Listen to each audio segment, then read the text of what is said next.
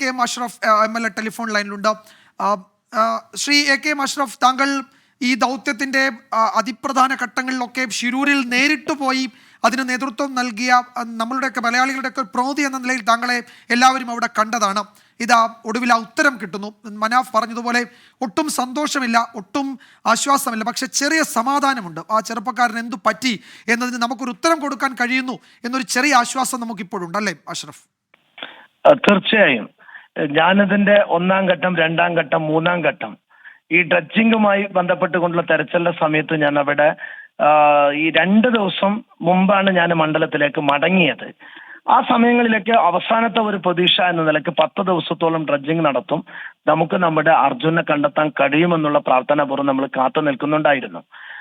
അതിനിടയിൽ ഇന്ന് രാവിലെ സതീശൻ ഷൈൻ എന്നോട് ഇങ്ങോട്ടേക്ക് വിളിച്ചു. അദ്ദേഹം പറഞ്ഞു, ഏതായാലും ഒരു ഇങ്ങനെ ഒരു ലോറി എന്ന് പറയുന്ന ഉറപ്പിക്കുന്ന രീതിയിൽ ഞങ്ങളൊരിങ്ങനെ കൊളുത്തി വെച്ചിട്ടുണ്ട്, ഒരു ഉച്ചക്ക് 2 മണിയോടുകൂടി മുകളിലേക്ക് പൊക്കും, മണ്ഡലത്തിൽ വലിയ തിരക്കില്ലെങ്കിൽ കാർവാറിലേക്ക് പുറപ്പെടാൻ വേണ്ടി അദ്ദേഹം എന്നോട് സൂചിപ്പിച്ചിരുന്നു.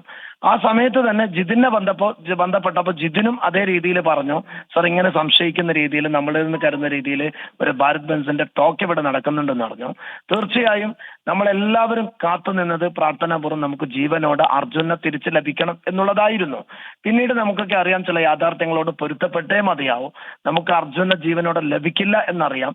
പക്ഷെ ഇത്രമാത്രം നിങ്ങളെപ്പോലെയുള്ള മാധ്യമങ്ങൾ, ഇതിന്റെ ഏറ്റവും പ്രധാനപ്പെട്ട നിങ്ങളൊക്കെ അവിടെ വിപരീതമായ കാലാവസ്ഥയിൽ പോലും മാധ്യമപ്രവർത്തകർ നടത്തിയ ഒരു സേവനം ഞാൻ നേരിട്ട് കണ്ട ഒരാളാണ്. എല്ലാവരുടെയും കഠിന പ്രയത്നത്തിനുള്ള ഒരു ഉത്തരമാണ് നമ്മളെ സംബന്ധിച്ചിടത്തോളം ആ ചോദ്യത്തിനുള്ള ഒരു ഉത്തരം ഇന്നേതായാലും നമുക്ക് ലഭിച്ചിട്ടുണ്ട്. തീർച്ചയായും ഈ സന്ദർഭത്തിൽ കർണാടക ഗവൺമെന്റ് രണ്ടാമത് ആ ഡ്രഡ്ജിങ്ങിന്റെ കാര്യത്തിൽ അങ്കോല ടിവിയിൽ അവിടുത്തെ ഫിഷറീസ് മന്ത്രിയും MLAയും SP-യും കളക്ടറും പങ്കെടുത്ത മീറ്റിംഗിൽ ഞാൻ അറ്റൻഡ് ചെയ്തിരുന്നു. 50 ലക്ഷം രൂപയുടെ എസ്റ്റിമേറ്റ് വെച്ച് രണ്ടാമത് പിറ്റേ ദിവസം പറഞ്ഞു 1 കോടി ചെലവ് വരും, ഡ്രഡ്ജിങ് കൊണ്ടുവരാൻ അസാധ്യമെന്ന് പറഞ്ഞപ്പോൾ അർജുന്റെ ഫാമിലി എന്നെ കോൺടാക്ട് ചെയ്തു. ബഹുമാനനായ കോഴിക്കോട് MP MK രാഘവട്ടന്റെ കൂടെ ബാംഗ്ലൂരിൽ പോയി കർണാടക മുഖ്യമന്ത്രിയെ നേരിട്ട് കണ്ട് കാര്യങ്ങൾ ബോധിപ്പിച്ചപ്പോൾ ആ നിമിഷ നേരം കൊണ്ടാണ് അദ്ദേഹം ആ വലിയ ഫണ്ടിന്റെ കാര്യത്തിൽ അറേഞ്ച്മെന്റ് ഉണ്ടാക്കാൻ വേണ്ടി ജില്ലാ ഭരണകൂടത്തിന് ഉത്തരവ് നൽകിയത്. ഏതായാലും നമ്മുടെയൊക്കെ ഒരു ടീം വർക്കിന്റെ ഭാഗമായി വലിയ രീതിയിൽ നമുക്കൊക്കെ ഈ സന്ദർഭത്തിൽ സന്തോഷം എന്നുള്ളത് നമ്മളെ സംബന്ധിച്ചിടത്തോളം ഇല്ല, നമുക്ക് അർജുനെ നഷ്ടപ്പെട്ടു. എന്നാലും നമുക്കിതൊരു ഉത്തരമില്ലാണ്ട് നമ്മൾ അവിടെ നിന്ന് മടങ്ങിയിരുന്നെങ്കിൽ ജീവിതകാലം മുഴുവനും നമ്മളൊരു വേട്ടയാടലായി ജീവിതത്തിൽ അത് മാറുമായിരുന്നു. എന്തായാലും നമുക്ക് നമ്മുടെ ഈ ഒരു പ്രശ്നത്തിന് അർജുനെയും അട്രാക്കനെ കണ്ടെത്തി എന്നുള്ളത് ദൈവത്തിന് നന്ദി. വലിയ ആ നിലയ്ക്കൊരു ആശ്വാസം, ചെറിയതല്ലാത്ത ഒരു ആശ്വാസമുണ്ട്. ശ്രീ കെ എം അഷ്റഫ്, താങ്കൾ പ്രതികരിച്ചതിന്. താങ്കൾ അങ്ങോട്ടുള്ള യാത്രയിലാണോ? അങ്ങോട്ട് പോകാൻ കഴിയുന്നുണ്ടോ? യാത്രയില്ല, ഞാനിപ്പോ 1 അരമണിക്കൂർ കൊണ്ട് അങ്ങോട്ടേക്ക് പുറപ്പെടും. ശരി ശരി, വളരെ നന്ദി. നമുക്ക് അവിടെ എത്തിയ ശേഷം ഒരിക്കൽ കൂടി താങ്കളുമായി ബന്ധപ്പെടാൻ കഴിയുമെന്നാണ് ഞാൻ കരുതുന്നത്.